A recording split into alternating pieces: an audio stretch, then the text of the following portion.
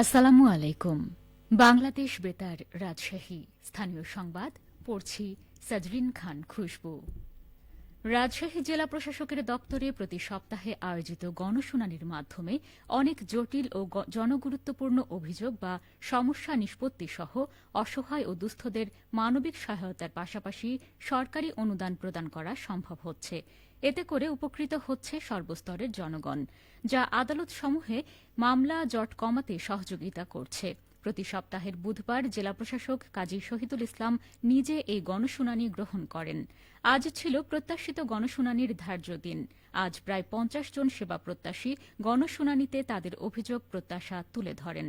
ভূমি সংক্রান্ত জটিলতা, চিকিৎসা সহায়তা, কর্মে অক্ষমতা, বেকারত্ব, আর্থিক দুর্দশা সহ বিভিন্ন সমস্যার কথা নিয়ে জেলার বিভিন্ন প্রান্ত থেকে আগত মানুষ জেলা প্রশাসকের সঙ্গে সাক্ষাৎ করেন।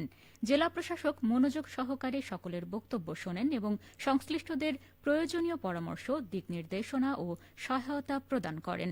গণশুনানি শেষে সমস্যার ধরন অনুযায়ী পুলিশ সুপারের কার্যালয়, জেলা পরিষদের সিইও, পানি উন্নয়ন বোর্ডের নির্বাহী প্রকৌশলী, জেলা রেজিস্ট্রারের কার্যালয়, সংশ্লিষ্ট উপজেলা নির্বাহী অফিসারের কার্যালয়, বিভিন্ন ভূমি অফিস, জেলা সমাজসেবা অফিস, সিভিল সার্জন অফিস সহ সংশ্লিষ্ট দপ্তরে প্রয়োজনীয় দিক নির্দেশনা ও পরামর্শ প্রেরণ করা হয়।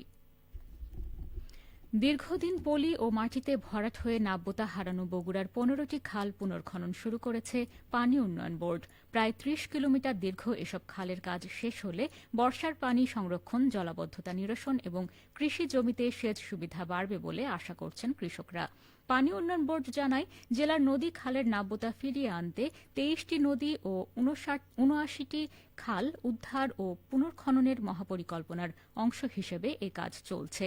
বর্তমানে ৪টি খালের কাজ শেষ হয়েছে, ৭টির কাজ চলমান এবং 4টির কাজ শুরুর প্রক্রিয়ায় রয়েছে। চলতি বছরের পুনর্খনন তালিকায় রয়েছে শিবগঞ্জের বিলহামলা খাল, গাবতলীর পাটাকাটা, নেপালতলী সহ কয়েকটি খাল। বগুড়া পানি উন্নয়ন বোর্ডের নির্বাহী প্রকৌশলী মাহমুদ হাসান বলেন, ১৫টি খালের প্রায় ৩০ কিলোমিটার পুনর্খননের কাজ বাস্তবায়ন হচ্ছে। এতে কৃষি, পানি সংরক্ষণ ও জলাবদ্ধতা নিরসনে ইতিবাচক প্রভাব পড়বে। বাসি পচা মিষ্টি ফ্রিজে সংরক্ষণ করার অপরাধে নাটোর শহরের শিলা মিষ্টি বাড়িকে ২০,০০০ টাকা জরিমানা করেছে ভোক্তা অধিকার সংরক্ষণ অধিদপ্তর। আজ বিকেলে নাটোর পৌরসভা এলাকায় অভিযান পরিচালনা করে এই জরিমানা আরোপ করেন জাতীয় ভোক্তা অধিকার সংরক্ষণ অধিদপ্তরের নাটোর জেলা কার্যালয়ের সহকারী পরিচালক মোহাম্মদ নাজমুল হাসান। অভিযানকালে দেখা যায়, পৌরসভার রথবাড়ি এলাকায় শিলা মিষ্টি বাড়ি নামে মিষ্টি উৎপাদক ও বিপণন প্রতিষ্ঠানের কারখানায় পুনরায় ব্যবহার করার উদ্দেশ্যে ৫ প্রকার বাসি পচা মিষ্টি ফ্রিজে সংরক্ষণ করা আছে। জনস্বাস্থ্যের জন্য ক্ষতিকর প্রায় ৩০ কেজি মিষ্টি সংরক্ষণ করার দায়ে ২০,০০০ টাকা জরিমানা আরোপ করে তা আদায় করা হয়। পরে ওই মিষ্টি বিনষ্ট করা হয়। জাতীয় ভোক্তা অধিকার সংরক্ষণ অধিদপ্তর নাটোর জেলা কার্যালয়ের সহকারী পরিচালক জানান, জনস্বার্থে অভিযান অব্যাহত থাকবে। সিরাজগঞ্জের তাড়াশে এবারও লক্ষ্যমাত্রার চেয়ে বেশি আউশ ধান চাষ হয়েছে। লাভজনক হওয়ায় এই ধান আবাদে উৎসাহী হচ্ছেন কৃষকেরা। চলতি মৌসুমে চলনবিল অধ্যুষিত সিরাজগঞ্জের তাড়াশ উপজেলায় আউশ ধান আবাদের লক্ষ্যমাত্রা ছিল ৩,৪৫৪ হেক্টর জমিতে। আবাদ হয়েছে ৩,৬৬৫ হেক্টর জমিতে, যা লক্ষ্যমাত্রার চেয়েও প্রায় ২১১ হেক্টর বেশি। ভালো ফলনের আশায় কৃষকেরা এই উপজেলাটির অধিকাংশ জমিতে হাইব্রিড ও উচ্চ ফলনশীল জাতের আউশ ধান আবাদ করেছে। এখন আউশের জমি পরিচর্যা, সার প্রদানে ব্যস্ত সময় কাটাচ্ছেন কৃষকরা। তাড়াশ উপজেলা কৃষি কর্মকর্তা কৃষিবিদ শর্মিষ্ঠা সেনগুপ্তা বলেন, প্রতি বছরে তাড়াশে আউশ আবাদ বৃদ্ধি পাচ্ছে। এই ফসলটির আবাদ আরও বাড়াতে কৃষকদের প্রণোদনা দেওয়া হচ্ছে। পাশাপাশি ভালো ফলন নিশ্চিতে আউশ ধানের জাত নির্বাচন ও সার ব্যবস্থাপনায় নানা কারিগরি সহায়তাও দেওয়া হচ্ছে। খেলার খবর, বাস্কেটবল। রাজশাহী বিশ্ববিদ্যালয়ে আন্তঃবিভাগ বাস্কেটবল প্রতিযোগিতায় রাষ্ট্রবিজ্ঞান বিভাগ চ্যাম্পিয়ন ও লোকপ্রশাসন বিভাগ রানার আপ হয়েছে।